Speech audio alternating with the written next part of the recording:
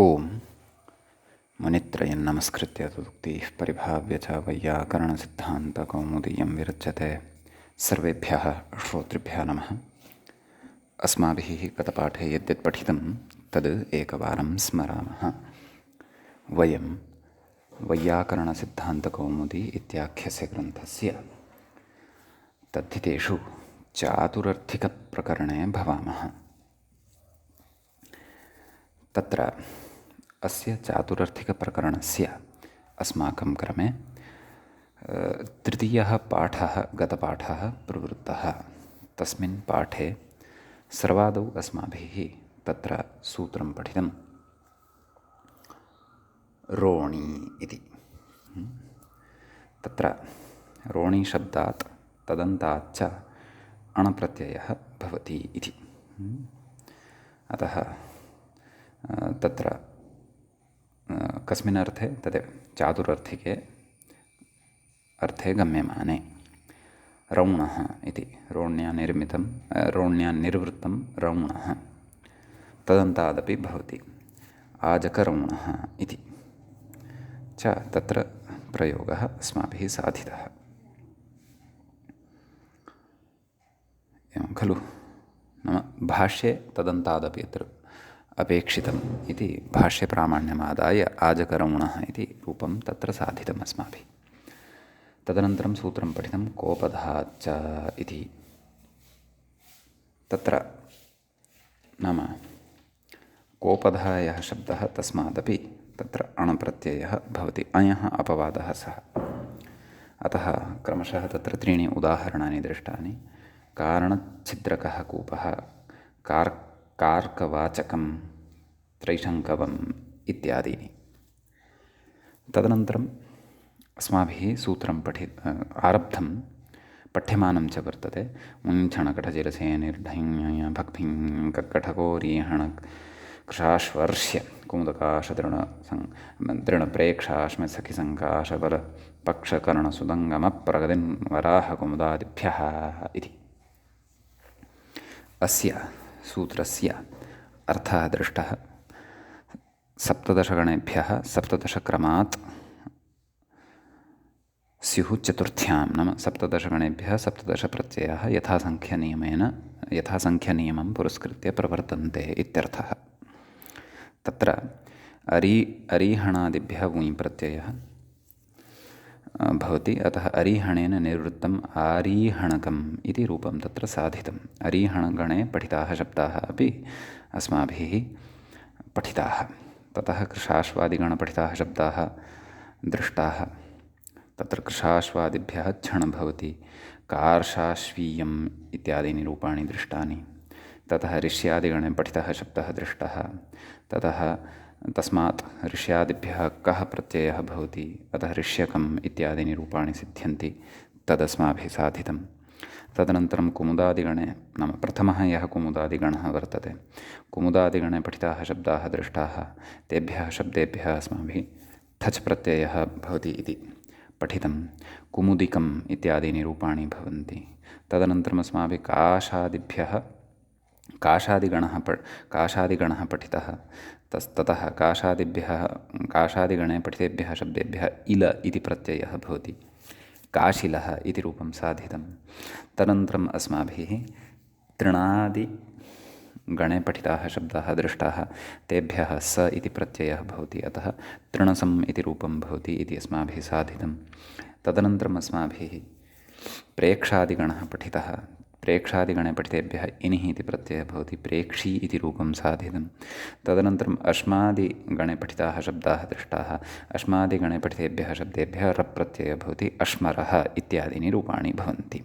एवञ्च गतपाठे अस्माभिः अरीहणादिगणः, कृशाश्वादिः गणः, कुमुदादिगणः, काशादिगणः, तृणादिगणः, प्रेक्षादिगणः, अश्मादिगणश्च इति सप्तगणाः पठिताः वर्तन्ते। इतोपि दशगणाः अस्मिन् सूत्रे ये चर्चिताः वर्तन्ते, तत्सम्बन्धिनः शब्दाः अपि द्रष्टव्याः वर्तन्ते। व्याख्यायाः च पङ्क्तिः गतपाठस्य अन्ते एवम् आसीत्। प्रेक्षीति प्रेक्षते इति प्रेक्षः तेन निर्वृत्तम् इत्यर्थः। प्रेक्षया निर्वृत्तम् इति वा इति पङ्क्तिः गतपाठे व्याख्यायाः पठिता। सम्यक्। इदानीम् अस्माभिः अस्य तद्धितेषु विद्यमानस्य चातुरर्थिकप्रकरणस्य तत्र अस्माभिः चतुर्थस्य पाठस्य आरम्भः तत्र क्रियते। अयं चतुर्थः पाठः अस्य प्रकरणस्य भवति। तत्र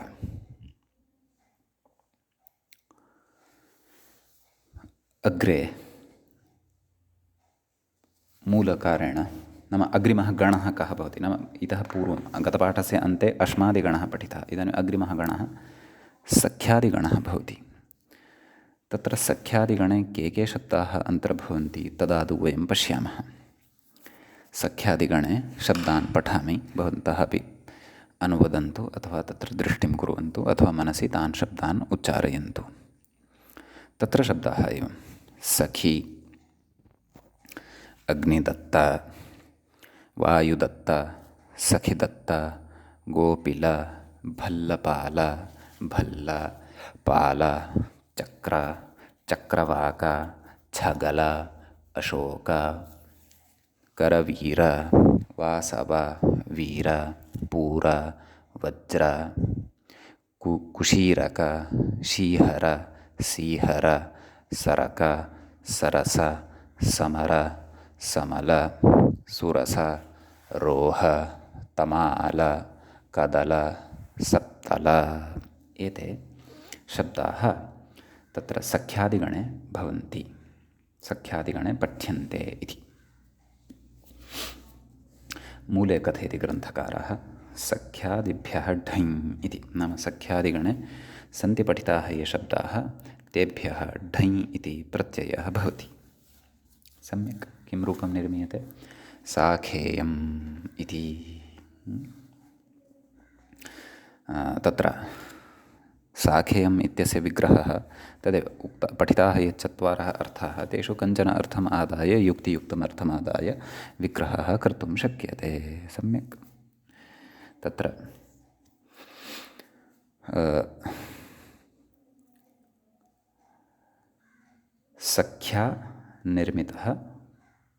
सख्या निर्वृत्तः कूपः अथवा यत्किमपि निर्वृत्तं तत् साखेयं भवति। अतः सखिशब्दाढ्ढञ् प्रत्ययः आदिवृद्धिः, ए आदेशः, अलोपः, इलोपः, नास्ति अत्र, सखि इत्यत्र इकारः अस्ति अतः तस्य लोपः।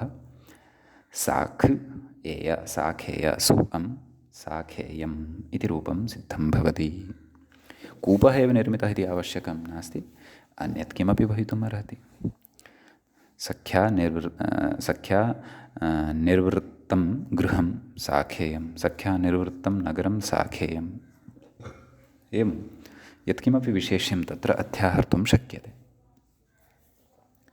अस्तु, अग्रिमः गणः वर्तते सङ्काशादिगणः। तत्र सङ्काशादिगणे शब्दाः ये सन्ति तान् एकवारं पठामः।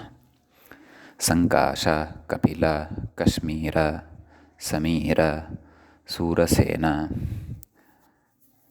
सरक, सूर। तत्र एकं गणसूत्रमपि वर्तते, सुपथिन् पन्थ च। सम्यक्। अग्रे यूप, यूथ, अंश, अंग, नास, पलित, अनुनाश, अश्मन्, कूट, मलिन, दश, कुंभ, शीर्ष, चिरंत, विरत, समल, सीर, पंजर, मंथ, नल, रोमन, लोमन, पुलिन, सुपरि, कटिप, सकर्णक, वृष्टि, तीर्थ, अगस्ति, विकर, नासिका। एते शब्दाः अत्र पठिताः वर्तन्ते। सम्यक्। तत्र मूले कथयति ग्रन्थकारः सङ्काशादिभ्यः ण्यः इति, नाम सङ्काशशब्देभ्यः तद् चतुर्थ्यां विवक्षितायां चतुरर्थ्यां विवक्षितायां ण्य इति प्रत्ययः भवति। एवं खलु? तर्हि साङ्काश्यम् इति रूपं, विग्रहः कथं सङ्काशेन निर्वृत्तम् इति। तर्हि सङ्काशशब्दात् ण्यप्रत्ययः, ण्यप्रत्ययः णित् अतः आदिवृत्तिः भवति। अतः साङ्काश य भसंज्ञया शकारोत्तरवर्तिनः अकारस्य लोपः भवति। साङ्काश य साङ्काश्य सु अं पूर्वरूपादिकं कृत्वा साङ्काश्यम् इति रूपं सिद्धं भवति। सम्यक्। एवमेव तत्र अन्यानि अपि उदाहरणानि सन्ति। यथा शब्दाः वर्तन्ते, यथा कपिल अस्ति, कपिलेन निर्वृत्तं कापिल्यं, कश्मीरेण निर्मितं निर्वृत्तं काश्मीर्यं। काश्मीर्यम् इत्यपि एकं रूपं भवति, पश्यन्तु। परन्तु चातुरर्थिकाः एव तत्र ग्राह्याः अर्थाः। सामीर्यं, सूरसेनशब्दः अस्ति एकः, सौरसैन्यम् इति भविष्यति। कुम्भशब्दः अस्ति, नासिका, नासिक्यम् एवं खलु? अगस्ति अपि अस्ति, आगस्त्यम्। अस्तु, भवतु। अग्रिमः गणः भवति बलादिगणः। तस्मिन् गणे के शब्दाः पठिताः? बल, चुल, नल, दल, वट, लकुल, उरल, पुख, पुल, मूल, उलडुल एकः शब्दः अस्ति उलडुल, तत् पृथक्तया अपि पठ्यते कैश्चित्। उल पृथक्, डुल पृथक्। वन, कुल, एते शब्दाः बलादिगणे भवन्ति। एतेभ्यः यप्रत्ययः। कः प्रत्ययः? यप्रत्ययः। तर्हि कथयति ग्रन्थकारः बलादिभ्यो यः बल्यम्, अर्थात् बलादिगणे पठितेभ्यः शब्देभ्यः यप्रत्ययः भवति। बल य भत्वात् अकारलोपः बल्य, सु अं बल्यं, बलेन निर्वृत्तं बल्यम् इति उच्यते। अग्रिमः गणः वर्तते पक्ष्यादिगणः। एवं खलु? यतः तत्र सूत्रे पश्यामश्चेत् बल इति शब्दात् नैव पक्षादिगणः, पक्ष्यादिगणः न पक्षादिगणः। पक्ष इति अकारान्तः तत्र शब्दः। तस्मिन् गणे के शब्दाः अन्तर्भवन्ति चेत् तान् शब्दान् पठामि।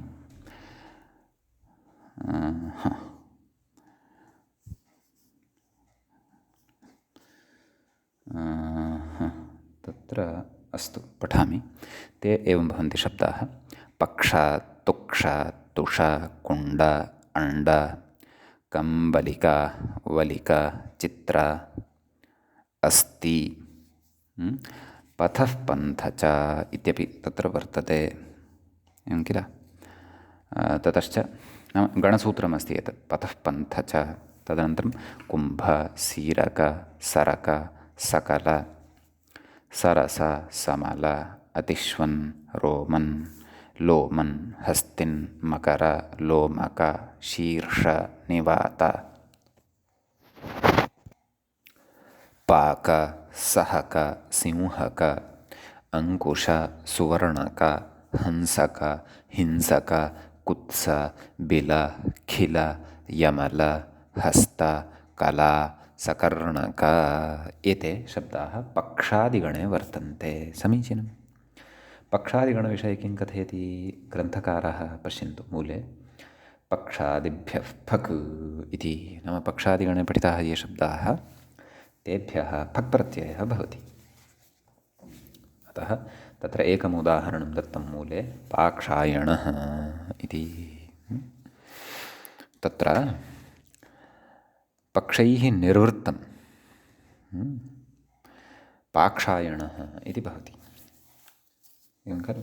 तर्हि पक्षशब्दात् फक् प्रत्ययः आदिवृद्धिः, पाक्ष फ आयन्नादेशः, पाक्ष आयन क्ष इत्यत्र अकारलोपः पाक्ष् आयन पाक्षायन अट्कुप्वाङ् इति णत्वं पाक्षायण सुप्रत्ययः सस्य ऋत्वविसर्गे सति पाक्षायणः इति प्रयोगः सिद्धः भवति। समीचीनम्। अत्र गणसूत्रं पतः पथः पन्थ च इति पठितं खलु। तत्र कथयति व्याख्याता किं कथयति पश्यन्तु। पक्षादिगणसूत्रमिदं नाम पक्षादिगणे पठितम् इदं सूत्रं भवति पाक्षायणः इति। सम्यक् क्षन्तव्यः पथः पन्थचः इति सूत्रं पक्षादिगणे पठितं भवति। रूपं तु अस्माभिः साधनीयं पान्थायनः न तु पाक्षायणः। पाक्षायणः इति तु साधितं। तर्हि मूले पश्यन्तु नाम अस्य सूत्रस्य अर्थः कः कस्य पथः पन्थ च इति अस्य अर्थः वर्तते पथिन् इति शब्दस्य स्थाने पन्थ इति आदेशः भवति इति। तर्हि तत्र उदाह्रियते पथः अदूरभवः इत्यर्थः व्याख्यात्रा उच्यते कस्य तत्र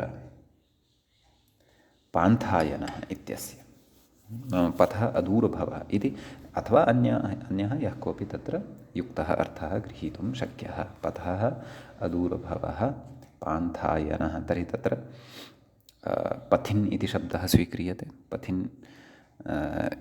इत्यस्मात् शब्दात् तत्र पथः अदूरभवः इति कथयामः खलु। तर्हि तत्र पञ्चमी अस्ति खलु। अतः तत्र ङस् प्रत्ययः तस्य पश्चात् लुक् भवति सुपोधातुप्रातिपदिकयोः पथिन् इति शब्दः एव लभ्यते। अथवा अन्यविधरीत्यापि विग्रहः कर्तुं शक्यते पन्थानः अस्मिन् सन्ति इति पान्थायनः इति। अतः पथिन् इत्यस्मात् शब्दात् फक् प्रत्ययः फकसंनियोगेन पथिन् इति शब्दस्य स्थाने पन्थ इति आदेशः अपि भवति। अतः पन्थ फक् आदिवृद्धिः पान्थ फक् आयनादेशः पान्थ आयन अलोपः पान्थायन सुप्रत्ययः सस्य ऋत्वविसर्गे सति पान्थायनः इति रूपं तत्र सिद्धं भवति। समीचीनं। ततः एतावानेव विशेषः अस्मिन् सूत्रे वर्तते। सम्यक्। अग्रे कः गणः पक्षादिगणानन्तरं कः गणः अस्ति कर्णादिगणः वर्तते। कर्णादिगणे के शब्दाः वर्तन्ते तद्द्रष्टव्यं। कर्ण वसिष्ठ अर्क अर्कलूष द्रुपद आनडुह्य पाञ्चजन्य स्फिग् स्फिज् कुम्भी कुन्ती जित्वन् जीवन्त कुलिश आण्डीवत् आण्डीवत जैव जैत्र आकन आनक एते शब्दाः अस्मिन् कर्णादिगणे श्रूयन्ते। तत्र मूले कथयति ग्रन्थकारः कर्णादिभ्यः भिन् इति। नाम कर्णादिगणे पठितेभ्यः शब्देभ्यः चतुरर्थ्यां विवक्षितायां भिञ् इति प्रत्ययः भवति। अतः एकम् उदाहर्यते। तत्र उदाहरणं कारणायनिः। सम्यक्। तत्र करणेन निवृत्तः देशः वा जनपदः वा सः कारणायनिः इति उच्यते। अथवा अन्यः अपि अर्थः चतुर्षु अर्थेषु कोऽपि अत्र स्वीकर्तुं शक्यः। सम्यक्। तर्हि करणशब्दात् भिञ् प्रत्ययः ङित्वात् आदिवृद्धिः कारण फि फकारस्य आयन्नादेशः कारण आयन् कारण इत्यत्र यः तस्य अकारलोपः कारणायन् फि इत्यस्य इकारः तु तथैव तिष्ठति। अतः कारणायन कारणायनि सुप्रत्ययः सस्य ऋत्वविसर्गे सति कारणायनिः इति रूपं सिद्धं भवति। सम्यक्। अग्रिमः गणः भवति सुतङ्गमादिगणः। अस्मिन् सुतङ्गमादिगणे ये ये शब्दाः सन्ति तान् एकवारं पठामः। सुतङ्गम, मुनिचित, विप्रवचित, महाचित, महापुत्र, स्वन, श्वेत, गडिक, खडिक, शुक्र, विग्र, बीजवापिन्, बीजवापिन् पृथक्तयापि शब्दद्वयमपि अस्ति, समस्तशब्दत्वेनापि दृश्यते। अर्जुन, श्वन्, अजिर, जीव, खण्डित, कर्ण, विग्रह एते शब्दाः सुतङ्गमादिगणे पठिताः वर्तन्ते। समीचीनम्। अत्र ग्रन्थकारः कथयति सुतङ्गमादिभ्यः नाम सुतङ्गमादिगणे पठितेभ्यः शब्देभ्यः इञ इति प्रत्ययः भवति चतुरर्थ्यां विवक्षितायाम् अथवा चतुर्षु अर्थेषु विवक्षितेषु। तर्हि कः प्रयोगः? सौतङ्गमिः इति प्रयोगः तेन उक्तः। कथं तस्य विग्रहः कर्तुं शक्यते? सुतङ्गमेन निर्वृत्तः सौतङ्गमिः। कः? जनपदः वा, देशो वा, यः कोऽपि वा। सम्यक्। तर्हि तत्र सुतङ्गम इति शब्दात् इञ प्रत्ययः, आदिवृद्धिः। सौतङ्गम इ, अकारलोपः, सौतङ्गम इ, सौतङ्गमि इति रूपं तत्र सिद्धं भवति। सुप्रत्ययः सस्य ऋत्वविसर्गे सति सौतङ्गमिः इति लभ्यते। सम्यक्। अग्रिमः गणः भवति प्रगद्यादिगणः। यतः प्रगदिन् इति शब्दः खलु तत्र, अतः प्रगद्यादिगणः अग्रिमः गणः भवति। तस्मिन् गणे के शब्दाः भवन्ति, के शब्दाः आचार्येण तत्र पठिताः, तान् शब्दान् पठामः। ते प्रगदिन्, मगदिन्, मददिन् इत्यपि एकः शब्दः, तत्र नकारान्तः एषः अपि। तदनन्तरं कविल, खण्डित, गदित, चूडार, भडार, मन्दार, कोविदार एते शब्दाः प्रगद्यादिगणे पठिताः।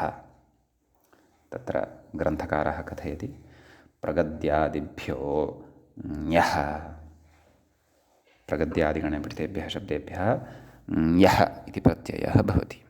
प्रयोगः साध्यते तेन प्रागद्यः इति। तर्हि तत्र उदाह्रियते प्रागद्यः, तस्य विग्रहः प्रगदिना, प्रगदी कश्चन वर्तते, तेन निर्वृत्तः अर्थात् प्रगदिना निर्वृत्तः इत्यस्मिन् अर्थे तदेव प्रगदिन् इत्यस्मात् शब्दात् यः ञ इति प्रत्ययः भवति। प्रगदिन् य, ञ इति प्रत्ययः ञित्, अतः आदिवृद्धिः भवति। प्रागदिन् य। नस्तद्धिते इत्यनेन सूत्रेण प्रागदिन् इत्यस्य टेः लोपः भवति, इन् इति भागः गच्छति। अतः प्रागद् य मेलनेन प्रागद्य सुप्रत्ययः सस्य ऋत्वविसर्गे सति प्रागद्यः इति रूपं सिद्धं भवति। सम्यक्। अग्रिमः गणः भवति वराहादिगणः। तस्मिन् गणे आचार्येण के शब्दाः पठिताः तान् एकवारं पश्यामः। वराह, पलाश, पलाश, शेरीष, शिरीष, पिनद्ध, निबद्ध, बलाह, स्थूल, विदग्ध, विजग्ध, निमग्न, निभग्न, बाहु, खदिर, शर्कर एते शब्दाः वराहादिगणे पठिताः वर्तन्ते। तत्र ग्रन्थकारः कथयति वराहादिभ्यः फक् इति। नाम एतेभ्यः वराहादिगणे पठितेभ्यः शब्देभ्यः क्षन्तव्यः फक् न कक् इति। वराहादिगणे पठितेभ्यः शब्देभ्यः कक् इति प्रत्ययः भवति। तर्हि तत्र प्रयोगः प्रदत्तः एकः वाराहकः। सम्यक्। तर्हि तत्र उच्यते, विग्रहः उच्यते, वराहाः अस्मिन् सन्ति अथवा वराहाः सन्ति यस्मिन् देशे, सः देशः वाराहकः देशः। अथवा वाराहकः जनपदः वा यः कोऽपि ग्रामो वा, तत्र वराहशब्दात् कक् प्रत्ययः, कक् कित् वर्तते, अतः तत्र आदिवृद्धिः भवति। वाराह क, अन्त्यः एव ककारः यः अस्ति तस्य एव इतसंज्ञा भवति, आद्यस्य तु न भवति। तत्र लशक्वत्तद्धिते अतद्धिते इत्युक्तत्वात् अन्त्यस्य तु हलन्त्यम् इत्यनेन भवति। अस्तु, तर्हि वाराह क मेलनेन वाराहक सुप्रत्ययः सस्य ऋत्वे विसर्गे सति वाराहकः इति रूपं तत्र भवति सिद्धं। सम्यक्। ततः अग्रे तत्र अन्तिमः गणः अस्मिन् सूत्रे यः पठितः सः गणः एवं भवति। कः? कुमुदादिगणः। पश्यन्तु, पूर्वमपि एकः कुमुदादिगणः पठितः। तस्मिन् गणे पठितेषु शब्देषु अत्र च पठितेषु शब्देषु भेदः अस्ति। कुमुदशब्दे तु साम्यम् अस्ति। अस्तु, पठ्यते मया गणपाठः। कुमुद, गोमथ, रथकार, दशग्राम, अश्वत्थ, शाल्मलि, शिरीष, मुनिस्थल, कुण्डल, मधुकर्ण, घासतुन्द, शुचिकर्ण एते शब्दाः कुमुदादिगणे पठिताः वर्तन्ते। सम्यक्। तर्हि प्रकृते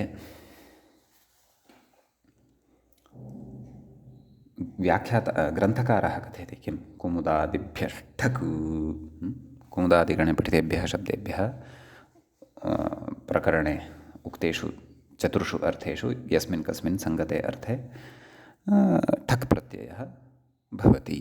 सम्यक्। रूपम् उदाह्रियते कौमुदिकः इति। तर्हि कथं तत्र विग्रहः कौमुदिकः इत्यस्य शब्दस्य इति चेत् तत्र कुमुदानि अस्मिन् सन्ति अथवा अस्मिन् देशे सन्ति। सः देशः अथवा जनपदविशेषः स्थानविशेषो वा कौमुदिकः इत्युच्यते। कुमुदशब्दात् ठक् प्रत्ययः आदिवृद्धिः कौमुद ठ, तस्य इकादेशः कौमुद इक, भत्वात् अकारलोपः कौमुदिक सुप्रत्ययः सस्य ऋत्वे विसर्गे सति कौमुदिकः इति रूपं तत्र सिद्धं भवति इति।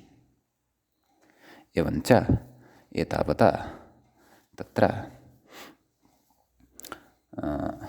अस्मिन् सूत्रे पठिताः ये शब्दाः ते शब्दाः सम्पन्नतां गताः। अस्माभिः सर्वेपि गणपाठाः अत्र चर्चिताः। सर्वानपि गणपाठान् आदाय अस्माभिः विमर्शः कृतः, रूपाणि च दृष्टानि। समीचीनम्। ये गणपाठे पठितानां शब्दानां येषां रूपाणि प्रकृतेन दृष्टानि तानि अपि अस्माभिः यथा आवश्यकतं तेषामपि सिद्धिः कर्तुं शक्या। सम्यक् भवतु इति एतावत् पठित्वा ततः अग्रे सूत्रम् उच्यते। लुप् विधायकं सूत्रं भवति। लुप् तत्र लोप इत्यस्य एव नामान्तरं भवति इति वयं जानीमः। तत्र सूत्रं भवति एवं जनपदे लुपु इति। तत्र प्रथमं पदं भवति जनपदे, सप्तमी विभक्तेः एकवचनं भवति। द्वितीयं पदं लुपु, प्रथमा विभक्तेः एकवचनं भवति। प्रत्ययः ज्ञाप्रातिपदिकात् इति अत्र अनुवर्तते। किं कथयति व्याख्यातः तद्द्रष्टव्यम्। चातुरर्थिकस्येति मूले सूत्रार्थं पश्यन्तु। किमुक्तवान्? जनपदे वाच्ये, जनपदः यदा वाच्यः भवति, अथवा जनपदः यदा विवक्षितः भवति जनपदे वाच्ये चातुरर्थिकस्य लुप् स्यात्। नाम चातुरर्थिकः प्रत्ययः यः भवति तस्य लुप् भवति। लुप् अर्थात् लोपः भवति। समीचीनं। तर्हि इतः पूर्वं विग्रहेषु तत्र देशः इति अर्थः ग्राह्यः, जनपदार्थः न ग्राह्यः।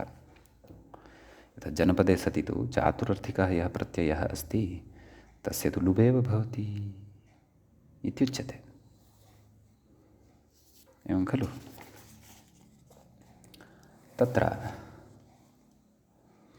प्रकृते सद्यः उदाहरणं न दत्तम्, अग्रे तद्विषये अपि चर्चा करिष्यते।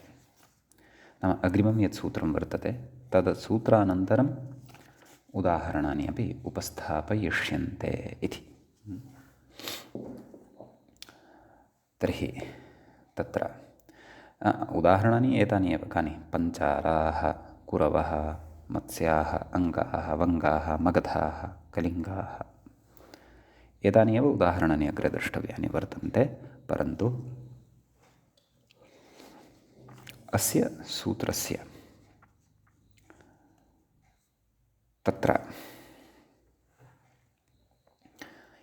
सम्बद्धम् अथवा एतेन सूत्रेण यत् सम्बद्धं सूत्रं वर्तते प्रथमाध्यायस्थं तत् सूत्रम् अपि अत्र अग्रे अस्माभिः पठनीयं भविष्यति।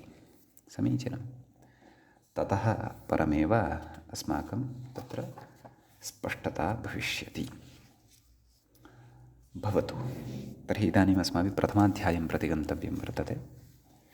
व्याख्याता इतोपि किमपि जनपदे लुप् इत्यस्मिन् विषये किमपि उक्तवान् वा इति पश्यामः। किम् उक्तवान्? चातुरर्थिकस्य प्रकरणलभ्यमिदं। नाम प्रकरणे चातुरर्थिकप्रकरणे जनपदे लुप् इति सूत्रं पठितं वर्तते।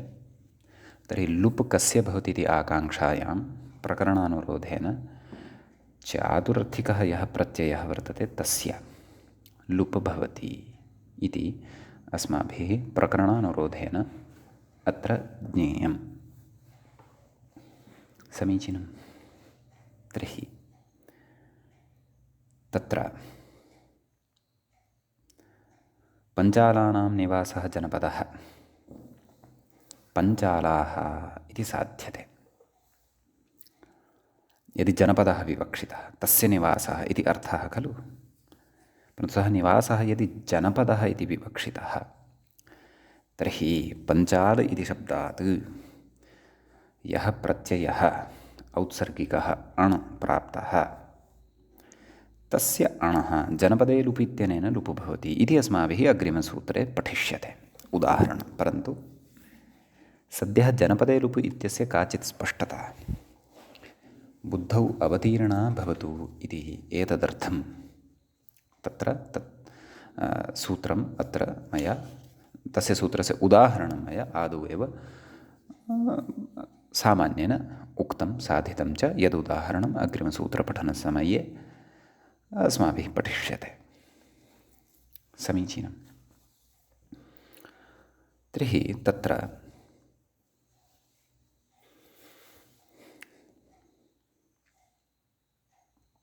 सूत्रम् इदानीं पठामः। प्रथमाध्यायं प्रति गच्छामः। तत्र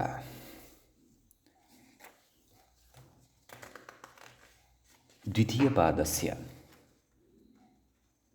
एकपञ्चाशं सूत्रं भवति। इदं किं? प्रथमाध्यायस्य द्वितीयपादस्य किं? लुपि युक्तवद्व्यक्तिवचने इति। अस्मिन् सूत्रे पदच्छेदः द्रष्टव्यः। प्रथमं पदं भवति लुपि,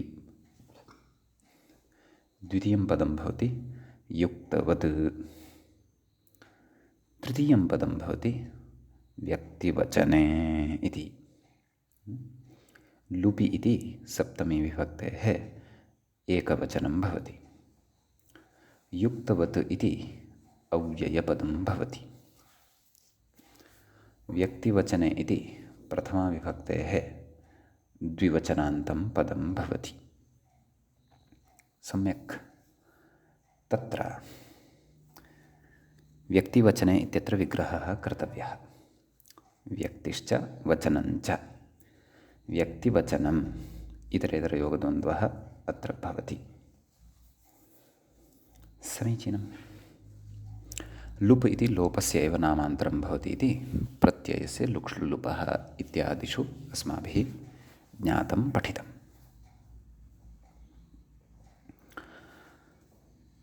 किं कथयति व्याख्याता तत् पश्यामः।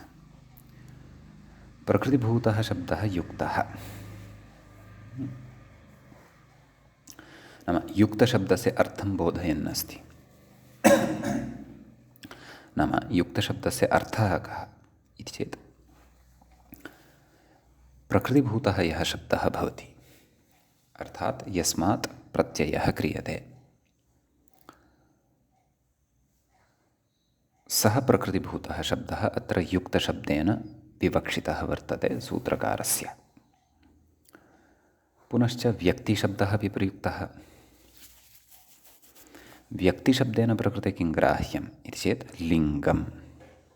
व्यक्तिशब्देन लिङ्गमेव ग्राह्यं प्रकृते। अन्यत्र तु भिन्नार्थः अपि कदाचित् स्यात्। वचनम् इत्यनेन किं ग्राह्यम् इति चेत् सङ्ख्या। इमाः नाम लिङ्गस्य व्यक्तिः इति नाम भवति इति लिङ्गस्य व्यक्तिः इति संज्ञा अथवा सङ्ख्यायाः वचनम् इति संज्ञा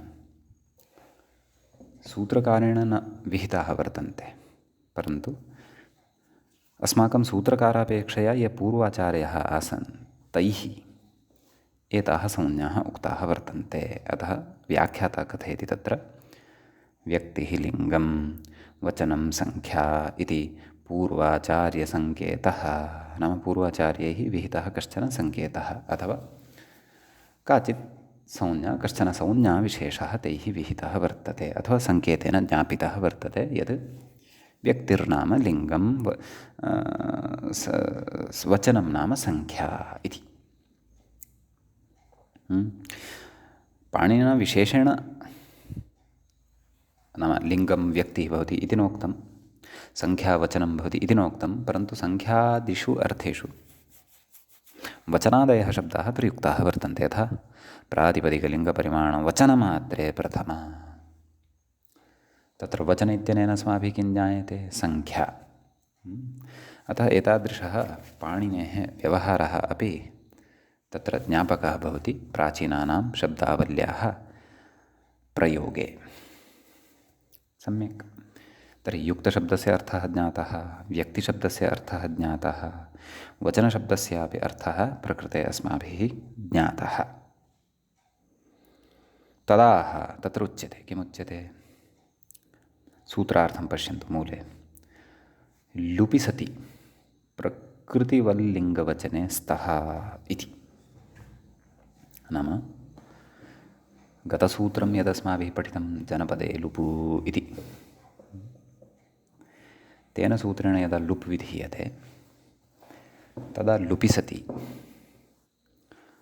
यस्मात् शब्दात् अथवा यस्याः प्रकृतेः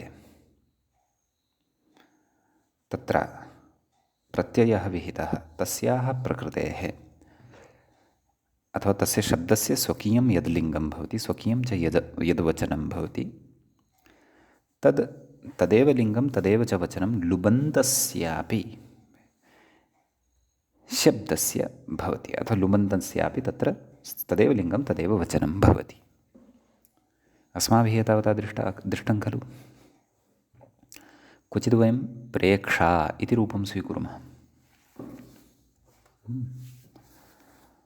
सः तद्रूपं स्त्रीलिङ्गे भवति, परन्तु प्रत्ययसहितः प्रयोगः पुल्लिङ्गे भवति। यथा गतसूत्रे एव प्रेक्षादिगणे पठितेभ्यः शब्देभ्यः अथवा प्रेक्षा इत्यस्मात् शब्दात् इन् इति प्रत्ययः कृतः।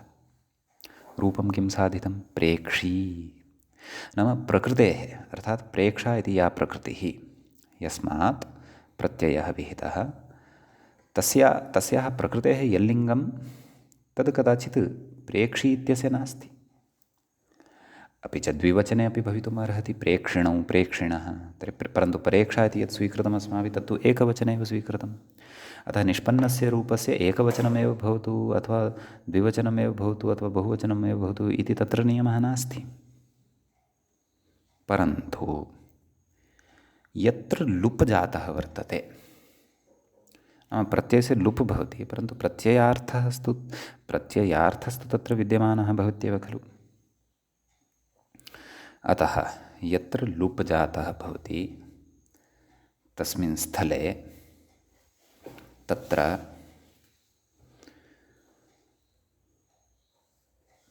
लुपः अनन्तरं लुपि सति इत्यर्थः। मूलप्रकृतेः यल्लिङ्गं यच्च वचनं तदेव लुबन्तस्यापि लिङ्गं तदेव वचनं च भवति इति सूत्रस्य अर्थः।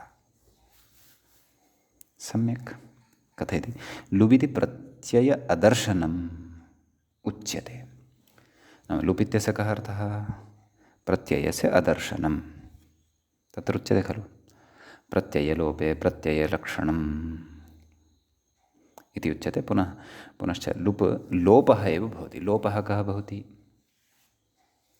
अदर्शनं लोपः। नाम लोपस्यैव नामान्तराणि इमानि भवन्ति। अतः स्पष्टीकुर्वन् कथयन्नस्ति लुप् अर्थात् लोपः, लुप् अर्थात् अदर्शनम् अर्थात् लोपः इत्यर्थः। प्रत्ययलोपे प्रत्ययलक्षणमिति मया कुतः उक्तमिति चेत् प्रत्ययस्य लोपात् परमपि तद्गतः अर्थः तत्र तिष्ठति। एवं खलु। प्रत्ययलक्षणत्वेन अङ्गकार्यं तु न भवति। न लुमता अङ्गस्य इति निषेधः द्वारा। समीचीनम्। अग्रे कथयति लुपः प्रवृत्तेः प्राक् प्रत्ययप्रकृतेः, नाम प्रत्ययस्य या प्रकृतिः वर्तते, सर्वस्यापि प्रत्ययस्य काचित् प्रकृतिः भवत्येव। प्रकृतिं विना प्रत्ययः न तिष्ठति। अतः प्रत्ययप्रकृतेः कोऽर्थः? नाम प्रत्ययस्य या प्रकृतिः तस्याः इत्यर्थः। यल्लिङ्गं वचनं ते एव, नाम ते के, ते द्वे, ते के लिङ्गं वचनञ्च, ते एव लुपिसति भवतः इति। नाम तस्य चातुरर्थिकस्य प्रत्ययस्य लुपः पूर्वं, नाम चातुरर्थिकप्रत्ययः यः वर्तते, यः विहितः वर्तते चातुरार्थिकः, तस्य लुपः प्राक् या प्रकृतिः, तस्याः प्रकृतेः यल्लिङ्गं यच्च वचनं तदेव लिङ्गं तच्च वचनं लुपिसति अपि तिष्ठति। समीचीनं। कथयति न तु प्रत्ययार्थविशेष्यम् अनुसृत्य इत्यर्थः। प्रत्ययार्थः नाम प्रत्ययः यस्मिन् विशेष्यार्थे विहितः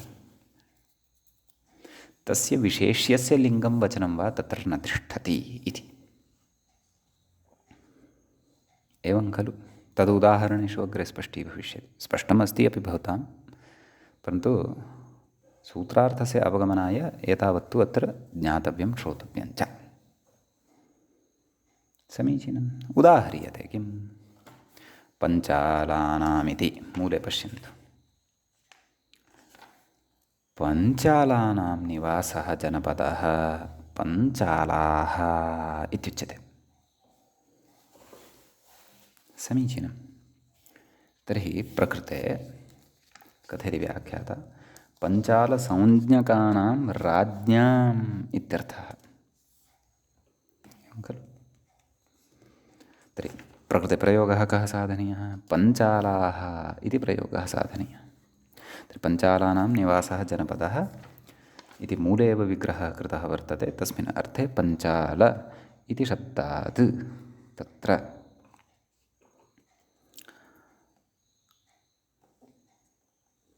अण प्रत्ययः कर्तव्यः। कस्मिन् अर्थे? तस्य निवासः इत्यनेन। पञ्चाल आम् इत्यस्मात् अणप्रत्ययः। सम्यक्। तर्हि प्रकृते पश्यन्तु, विग्रहे या प्रकृतिः अस्ति तस्याः वचनं किम् अस्ति, बहुवचनम् अस्ति इति तत्र अवधानं कर्तव्यम्।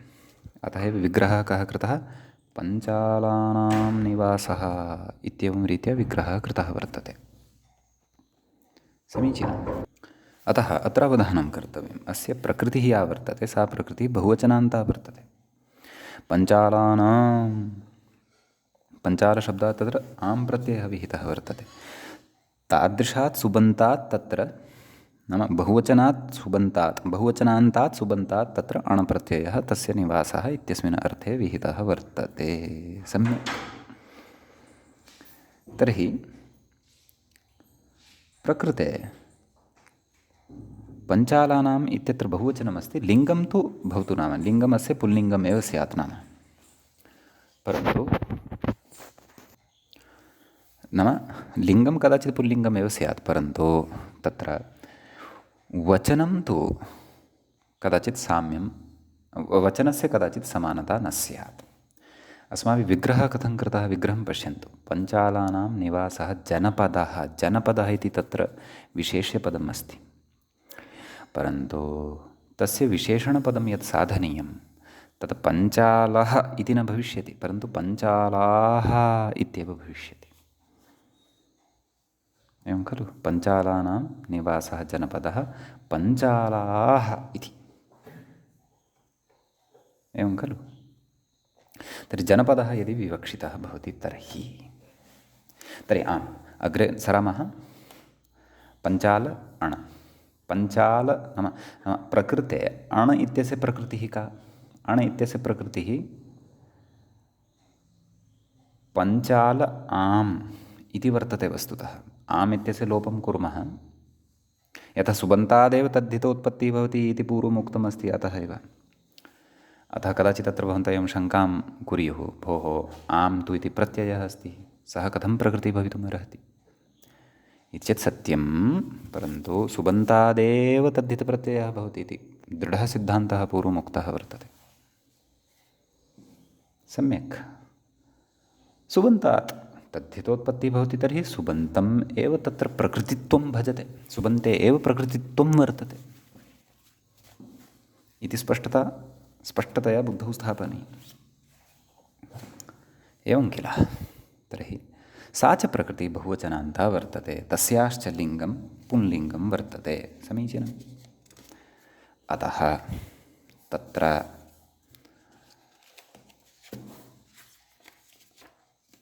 नाम विशेष्यपदम् अस्माकं सविधे विग्रहे कस्मिन् लिङ्गे वर्तते, पुल्लिङ्गे। कस्मिन् वचने वर्तते, एकवचने। किं तद्, जनपदः इति। सम्यक्। प्रकृते यः अण् प्रत्ययः कृतः सः जनपदार्थे कृतः वर्तते, अतः तस्य जनपदे लुपु, अनेन लुप् भवति, अर्थः तिष्ठति, प्रत्ययः लुप्यते, अदर्शनं भवति, अतः पञ्चाल इत्येव अवशिष्यते। आम् इत्यस्य प्रत्ययस्य सुपोधातुप्रातिपदिकयोः इत्यनेन लुक् पञ्चाल इत्येव अवशिष्यते। समीचीनं। पञ्चाल इदानीम् अस्मात् प्रत्ययः एकवचनस्य कर्तव्यः इति विशेष्यं दृष्ट्वा ज्ञायते। कुतः? जनपद विग्रहे जनपदः इति विशेष्यपदम् एकवचने अस्ति, अतः लिङ्गसमानता अस्ति अत्र, परन्तु वचनसमानता नास्ति। परन्तु तथा न। कुतः? लुपियुक्तवद्व्यक्तिवचने लुपि सति प्रकृतिवल्लिङ्गवचने स्तः। प्रकृतेः लिङ्गं किं? जनपदशब्दः पुल्लिङ्गे। तद्वदेव प्रकृते पञ्चालशब्दः अपि पुल्लिङ्गे एव, विशेषणशब्दः यः सिद्धः अधुना पुल्लिङ्गे एव भविष्यति। न, तथा न। मया एषा पङ्क्तिः सम्यक् न उक्ता। जनपदशब्दस्य लिङ्गवत् पञ्चालशब्दस्य लिङ्गं न, परन्तु तत्र अणप्रत्ययः यस्याः प्रकृतेः उक्तः तस्याः प्रकृतेः यल्लिङ्गं तदेव लिङ्गं पञ्चालशब्दस्यापि भविष्यति, लुपि सति अपि भविष्यति इति। तर्हि विग्रहे किं लिङ्गं? पुल्लिङ्गं, तदेव लिङ्गं पञ्चालशब्दस्यापि भविष्यति। आम्, इदानीं जनपदशब्दस्य किं वचनम्? एकवचनं। तद् एकवचनं पञ्चालशब्दस्य नैव भविष्यति। कुतः? लुपियुक्तवद्व्यक्तिवचने प्रकृतेः किं वचनमासीत्? बहुवचनमासीत्। कथं ज्ञायेत? तत्र आम् इति प्रत्ययः, पञ्चालानाम् इति खलु विग्रहः कृतः, तत्र आम् इति प्रत्ययः आसीत्, तच्च बहुवचने। अतः लुपि सति अपि तदेव वचनं तिष्ठति। अतः एषः जनपदः पञ्चालाः जनपदः वर्तते। एवं रीत्या प्रयोगः कर्तव्यः। एष जनपदः पञ्चालः जनपदः अस्ति इति प्रयोक्तुं नैव शक्यते। पञ्चालाः जनपदः एषः जनपदः वर्तते। कुतः? अत्र पञ्चालानां निवासो वर्तते इति हेतोः। समीचीनम्। तदेव व्याख्याता अग्रे किं कथयति पश्यन्तु। पञ्चाला इति तस्य निवासः इति नाम तस्य निवासः इति विहितस्य अणः, नाम इत्यस्मिन् अर्थे विहितस्य अणः जनपदे लुपिति लुपि प्रकृतिवद् बहुवचनम् इति भावः। लिङ्गं न उक्तं, यतः लिङ्गे समानता अस्ति। अत्र क्वचित् कस्मिंश्चित् एकस्मिन् समानता भवितुमर्हति, लिङ्गे समानता भवितुमर्हति। कदाचित् लिङ्गमपि अन्यदेव स्यात्, प्रकृतेः वचनमपि अन्यदेव अस्ति, यद् विशेष्यस्य नास्ति। अतः प्रकृतेः एव लिङ्गवचनानुसारं तत्र लुपि सति तत्र निष्पन्नस्य विशेषणस्य लिङ्गं वचनं च भविष्यति। समीचीनम् इति अत्र विशेषः। तर्हि पञ्चालाः इति रूपं साधितम्। इदानीं द्वित्राणि उदाहरणानि, त्रिचतुराणि उदाहरणानि इतोपि यच्छन्नस्ति। स्पष्टकल्पना बुद्धौ भवतां यथा आगच्छेत् तदर्थम्। समीचीनम्। अग्रिमं रूपं भवति तत्र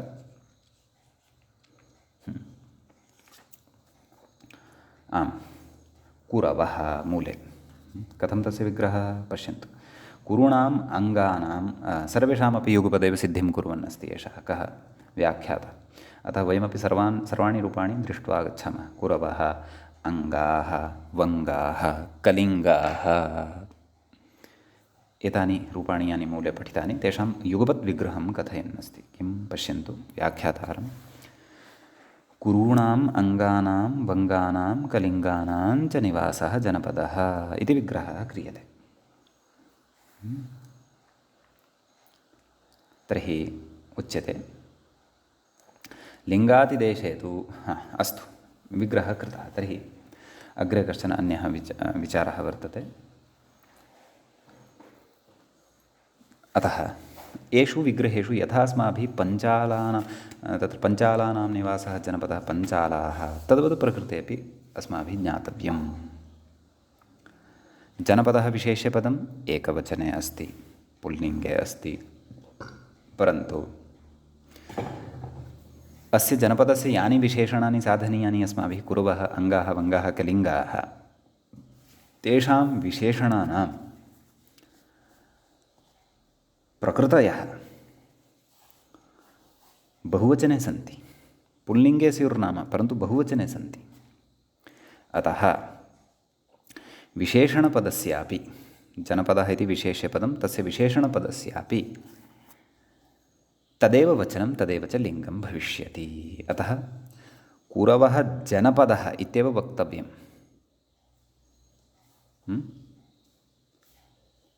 एवं किल? कुरुः जनपदः इति वक्तुं न शक्यते। अङ्गाः जनपदः इत्येव वक्तव्यम्। अङ्गः जनपदः इति न वक्तुं शक्यते। वङ्गाः जनपदः इत्येव वक्तव्यं। वङ्गः जनपदः इति न वक्तुं शक्यते। कलिङ्गाः जनपदः इत्येव वक्तव्यं। कलिङ्गः जनपदः इति वक्तुं नैव शक्यते इति अत्र अस्माभिः ज्ञातव्यं सम्यक्। साक्षात् यथा पञ्चालानां निवासः जनपदः पञ्चालाः इति, तद्वत् एतेषामपि निवासः जनपदः कुरवः, अङ्गाः, वङ्गाः, कलिङ्गाः इत्यादयो भवन्ति इति। समीचीनम्। एतावन्ति उदाहरणानि उक्त्वा ततः परं कथयति। किं कथयति? लिङ्गातिदेशे तु नाम यथा तत्र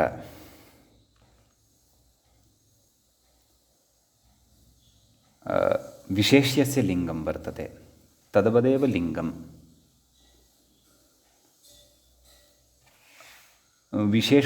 विशेषणस्य भवति इति नास्ति खलु। एतावदेव अस्माभिः प्रतिपादितं। नाम प्रकृतेः यल्लिङ्गं भवति तदेव लिङ्गं निष्पन्नस्य विशेषणस्यापि भवति, एवं खलु। तर्हि एतावता यानि उदाहरणानि अस्माभिः दृष्टानि तानि उदाहरणानि तु वचनातिदेशस्य वर्तन्ते। अर्थात् प्रकृतेः यद्वचनं तदेव वचनं निष्पन्नस्य विशेषणस्यापि भवन्ति इति। समीचीनं। तत्र लिङ्गं तु समानमासीत्, अतः लिङ्गस्य विषये तदुदाहरणं न सम्भवति, लिङ्गातिदेशस्य तदुदाहरणं न सम्भवति। यत् विग्रहवेलायां पञ्चालानां कुरूणाम् अङ्गानां वङ्गानां कलिङ्गानाम् इत्येतेषां पुल्लिङ्गमेव आसीत्, तदेव च निष्पन्नस्यापि रूपस्य सिद्धं। वचनं तत्र बहुवचनम् आसीत्, तस्य बहुवचनस्य एव अतिदेशः तत्र विशेषणे अपि कृतः लुपि सति। अतः वचनातिदेशस्य उदाहरणानि एतावता अस्माभिः दृष्टानि। लिङ्गातिदेशस्य उदाहरणानि ग्रन्थकारेण नोक्तानि वर्तन्ते, परन्तु तानि उदाहरणानि अपि व्याख्याता अस्माकं स्पष्टतायै कथयन् अस्ति। एकमेव उदाहरणं दत्तं, तेन एकेन एव उदाहरणेन तत्र सर्वविधा अपि स्पष्टता भविष्यति। किं तद् इति चेत् कथयति। लिङ्गातिदेशे तु उदाहरति किं, कटुबदर्याः अदूरभवः जनपदः कटुबदरी इत्युदाहार्यं। सम्यक्। तत्र कथयामि। कटुबदरी काचित् वर्तते। सा कटुबदरी काचित् नगरी स्यात् वा, नगर्याः नाम स्यात् वा, अथवा तत्र कटूनां बदराणां समाहारः स्यात् वा। बदरं नाम फलविशेषो भवति, एवं खलु। अतः तस्याः अदूरभवः जनपदः नाम समीपस्थः एव जनपदः, दूरे नास्ति। सः जनपदः कटुबदरी इत्येव भवति, स्त्रीलिङ्गे एव उच्यते सः जनपदः। कथं? तत्र कटुबदर्याः अदूरभव इति खलु विग्रहः क्रियते। कटुबदरी ङस् कटुबदर्याः इति षष्ठीविभक्तिः अपि भवितुमर्हति, पञ्चमी अपि भवितुमर्हति। समीचीनं। परन्तु एकवचनमस्ति, तत्तु स्पष्टम्। अतः कटुबदरी ङस् इत्यस्मात् अदूरभवश्च इत्यस्मिन् अर्थे अणप्रत्ययः। कटुबदरी अण्। कटुबदरी अण् इत्यवस्थायां जनपदे लुपु, जनपदः खलु विवक्षितः, अतः जनपदे लुपु इत्यनेन सूत्रेण लुपु भवति। किमायाति? कटुबदरी इति लभ्यते। इदानीं कटुबदरी इत्यस्य किं लिङ्गम् इति चेत् स्त्रीलिङ्गं, किञ्च वचनम् एकवचनं।